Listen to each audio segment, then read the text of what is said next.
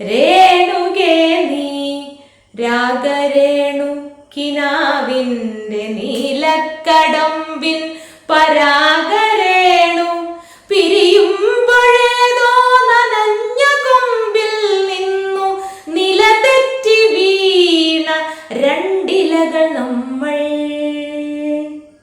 രേണുകേ നാം രണ്ടു മേഘശകലങ്ങളായി അകലേക്കു മറയുന്ന ക്ഷണഭംഗികൾ.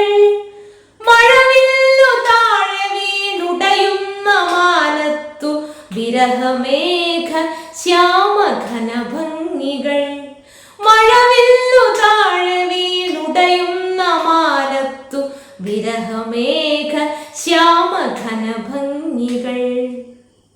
പിരിയുന്നു രേണുകേ നാം രണ്ടു പുഴകളായി ഒഴുകിയകലുന്നു നാം പ്രണയശൂന്യം. ജലമുറഞ്ഞൊരു ദീർഘശില പോലെ വറ്റി വറുതിയായി ജീർണമായി മൃതമായി ഞാൻ. ഓർമ്മിക്കുവാൻ ഞാൻ നിനക്കെന്തു നൽകണം? ഓർമ്മിക്കണം എന്ന വാക്കു മാത്രം.